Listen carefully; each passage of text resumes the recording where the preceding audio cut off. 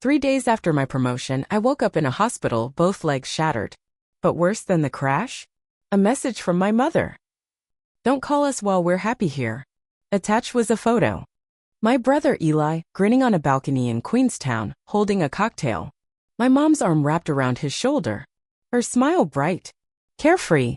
And I was lying in a hospital bed, stitched together with metal and silence. No calls. No visits. No questions. They left the country while I couldn't even get to the bathroom by myself. I kept staring at that text like it would change if I blinked long enough. But it didn't. And that's where the real pain started, not from the crash, not from the surgeries, but from the realization that the people I trusted the most left when I needed them most. But this story isn't just about being abandoned. It's about what happened next. Because sometimes it's not the people who break you that define your story. It's the ones who show up to rebuild you. Just 3 days before the crash, I was promoted to senior project manager at a top firm in Denver. My parents took me out for dinner, raised their glasses, told me how proud they were. The next day I crashed my car. Hydroplaned on I-70, hit the guardrail, and everything went black. When I woke up in the hospital, I was told both legs were broken in multiple places. Surgeries, metal rods, months of rehab.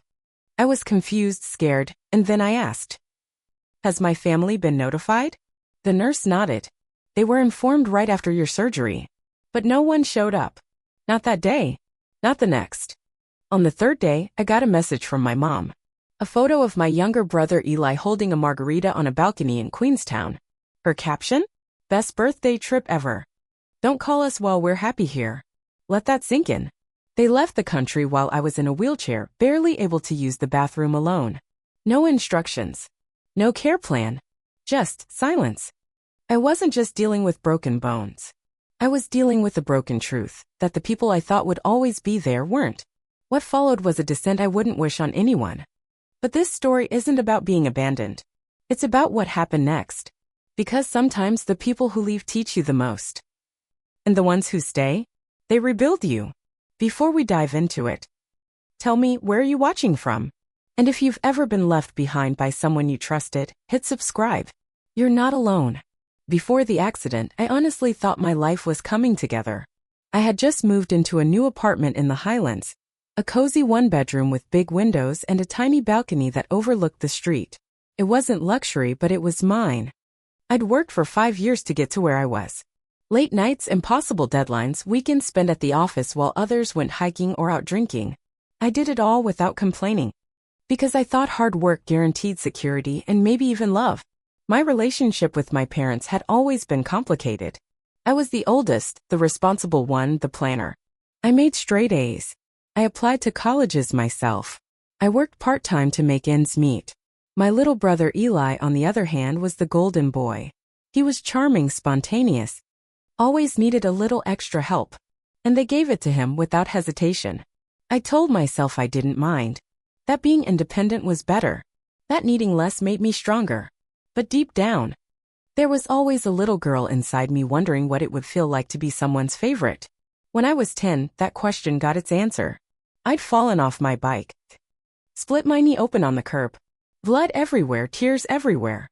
Mom rushed outside, only to remember Eli had a birthday party across town in 15 minutes. She handed me a towel, kissed the top of my head, and drove him to the party first. I spent 2 hours in the kitchen pressing ice on my knee, waiting for them to get back so we could go to urgent care. A year later, I won the regional math Olympiad. Dad shook my hand, then turned to Eli and said, "Play your new song, son. Show everyone your talent." That was the moment I learned achievement earns applause. But affection is reserved for favorites. When I got the promotion, I thought maybe finally they saw me. At dinner that night, my mom hugged me and said she was proud. My dad even joked about me buying the next round of drinks. For a moment, I believed we were a normal family. That the weight I'd been carrying for years had been worth it. And then the crash. 1 second I was thinking about an early meeting the next morning. The next, there was a deer in the headlights, a sharp turn, rain, metal, and then nothing. The pain when I woke up wasn't just physical. It was the realization that my entire life had been built on the assumption that someone would catch me if I ever fell. But no one came. No one called. The silence was louder than the machines beeping at my bedside. The hospital staff was kind but professional. They explained the fractures, the metal rods, the long road ahead. I remember staring at the ceiling trying to process the idea that I wouldn't be walking for months, that I couldn't even go to the bathroom without help. I asked again if my parents had been contacted, and when they assured me they had, I waited. I waited all day. Then the next. And then I got that message. Best birthday trip ever. Don't call us while we're happy here. There was a photo, Eli grinning in the sun, a cocktail in one hand, my mom's arm wrapped around his shoulder. They weren't grieving. They weren't even thinking about me. They were celebrating. I stared at the screen for a long time, hoping it was some kind of twisted joke. But it wasn't. That was their reality. A vacation. A birthday. A perfect family photo. And I, broken, alone, stitched together in a hospital bed, was an afterthought. I turned off my phone. Not because I was angry, but because I couldn't look at more proof of how little I mattered. That night, the pain hit differently. Not just in my legs but in my chest. The kind of ache that doesn't scream, it just stays. I didn't cry. I didn't scream. I just stared at the ceiling, counting shadows, letting silence settle into every part of me. When I was finally discharged, I didn't feel relief. I felt dread. The hospital social worker handed me a folder of instructions, medication schedules, wound care, mobility rules, and asked if someone would be helping me at home. I nodded. Automatically. Because saying no felt too painful. My family will be there, I said. And I believed it. Or maybe, I just needed to. The truth? They hadn't left for their trip yet. The hospital had called them. They postponed their vacation by 3 days, just enough to pick me up. But during the entire time I was in that bed, they never came. No visits. No flowers. No questions. When they finally arrived, they were late. My mom barely got out of the car. My dad kept glancing at his watch. They loaded my wheelchair into the trunk like it was a suitcase. Not a lifeline. The silence on the ride home was louder than anything the machines ever beeped in that hospital. No one asked how I felt. No one said they were glad I was alive. When we reached my apartment, they moved quickly like people checking boxes. My mom placed a stack of frozen dinners in the freezer, mostly things I didn't like. My dad rearranged the coffee table so it would be closer to the couch, then paused to check the weather in Queenstown in his phone. They didn't stay long. Maybe an hour. I asked quietly, cautiously, if one of them might stay for a few days.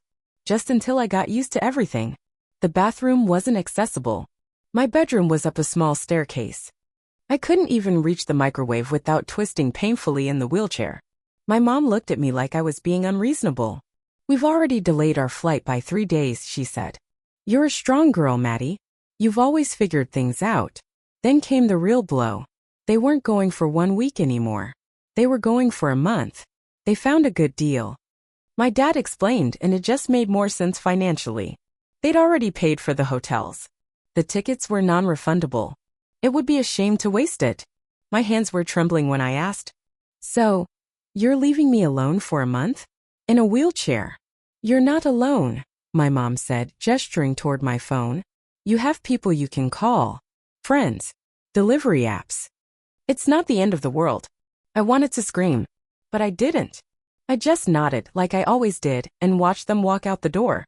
The moment the door clicked shut behind them, the silence that followed was unbearable.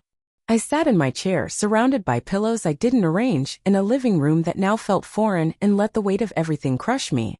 That first night was a mess of painkillers and panic. I spilled water trying to pour myself a glass. Dropped a pill bottle and couldn't reach it.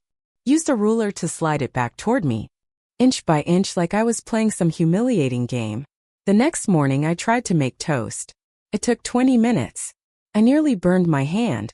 And I cried, not from pain, but from the sheer exhaustion of trying to exist. I couldn't shower. I couldn't wash my hair. I couldn't sleep more than a few hours without waking in pain. I didn't call anyone. Not because no one cared, but because I didn't know how to ask. I didn't want to be a burden. I didn't want to explain why the people who were supposed to help me didn't. I told myself I'd get used to it, that the worst was over. But I was wrong. It was just beginning. By the end of that first week, I had developed a fragile system. Everything I needed was within arm's reach. Water bottles lined the floor by the couch. A trash can sat inches from my left wheel. My painkillers were sorted in a pill organizer I could barely open with shaky hands. I moved only when I had to. Even breathing felt like a negotiation.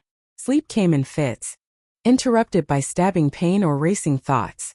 My body ached from being still too long, and yet every shift sent fire down my legs. I started talking to myself, not out loud, but in whispers in my head. Just get through today. Just get through this hour. The worst part wasn't the pain. It was the silence. No one checked in because on the first day I texted everyone. I'm okay. Just need rest. Don't worry about me. I thought I was protecting myself. But the silence that followed? It cut deeper than I expected. Not my parents. Not Eli. No texts. No calls. Just social media posts, photos of wine glasses clinking at sunset, sunburned smiles, captions like, living our best life. I knew it was petty, but I scrolled through them anyway. Every time I did, it felt like reopening a wound. One photo nearly broke me. It was Eli standing on a cliff by the sea, arms wide open, wind in his hair. The caption read, "Best birthday ever." Just the three of us. Just the three of us. I stared at those 5 words until my eyes blurred. That night I didn't take my meds. I didn't eat. I didn't turn on the lights.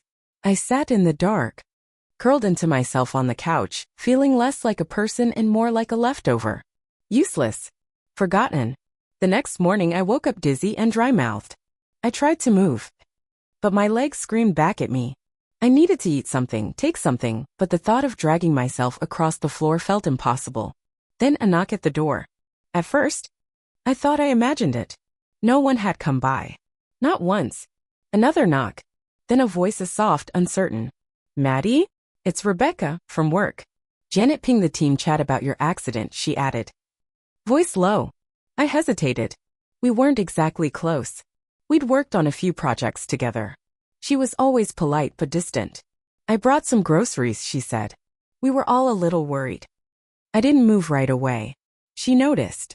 I can just leave them by the door, she added quickly. That one line, her not assuming, made me say yes. When she stepped in, she looked around like she wasn't sure what to do next. But then quietly she placed the bags on the counter, opened a window, peeked into the fridge. Let's get you something warm, she said. She made eggs and toast. Nothing fancy. She handed me a clean glass of water and helped me sit upright. Then she sat nearby, quiet, steady, like we'd done this before. I broke down halfway through the meal. I don't even remember what I said. Something about the silence.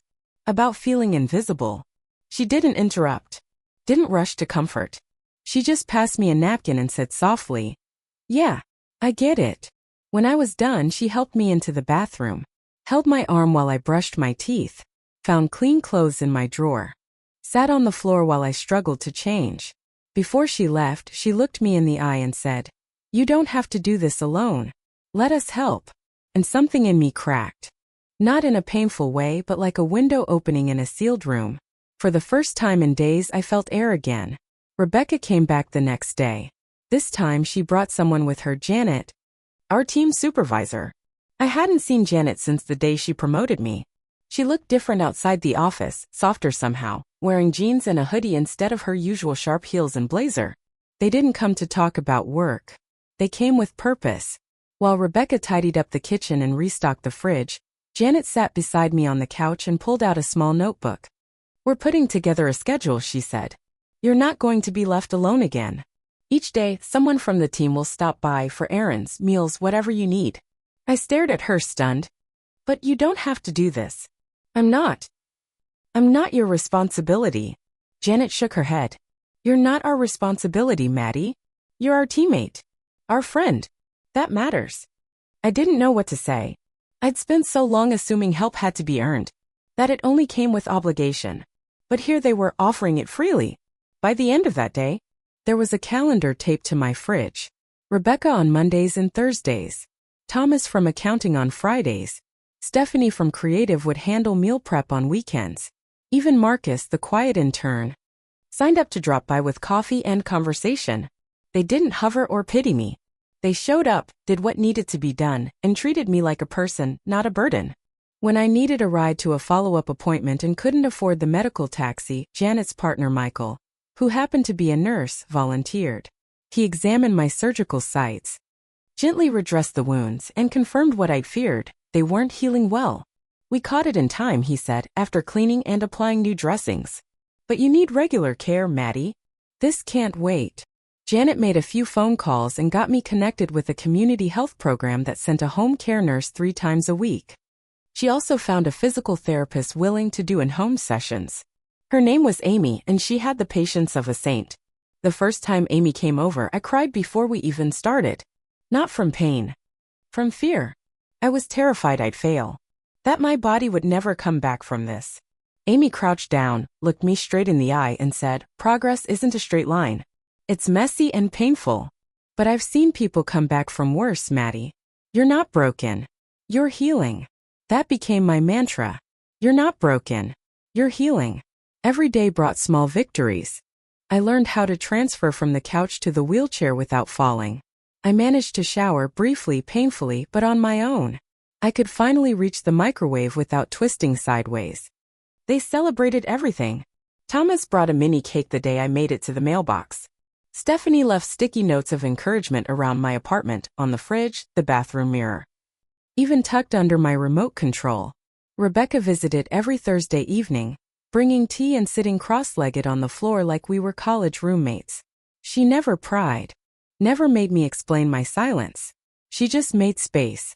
That space filled slowly with warmth, with voices, with light. My apartment, which had felt like a prison, started to feel like a sanctuary. Not because it changed, but because I was no longer in it alone. I wasn't used to that kind of kindness.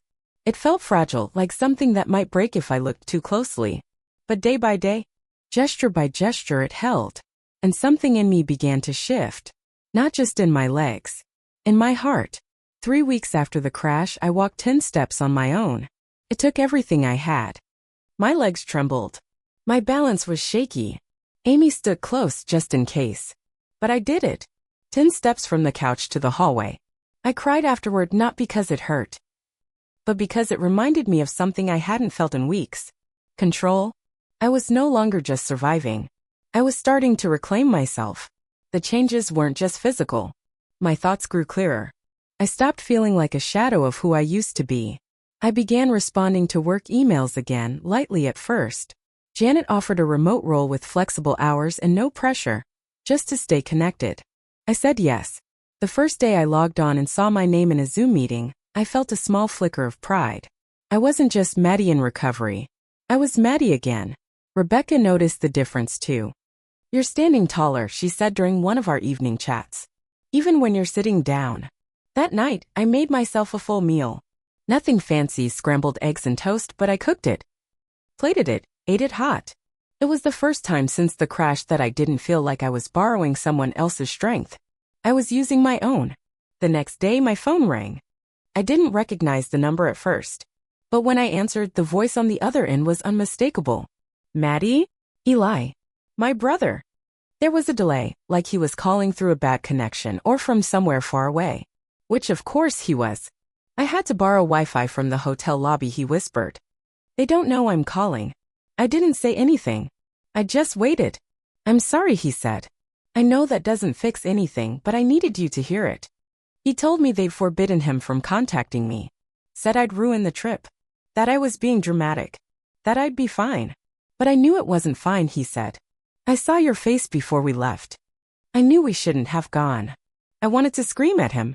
I wanted to ask why he didn't fight harder. Why he didn't stay. But instead I asked, "So why are you calling now?" "Because I miss you," he said, voice cracking. "Because I can't unsee how messed up this is. And I'm starting to realize, they've always been like this, haven't they?" That caught me off guard. I thought I'd feel triumphant. Vindicated. But all I felt was tired. "Yeah," I said quietly. "They have. We didn't talk long."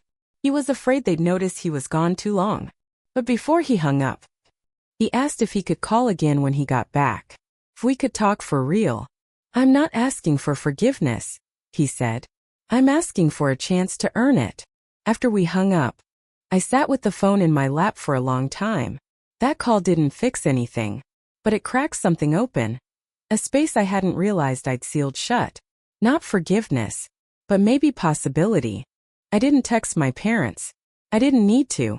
Instead, I pulled up my calendar, confirmed my next physical therapy session, then opened a new document and began drafting ideas for a work project I'd left unfinished before the crash.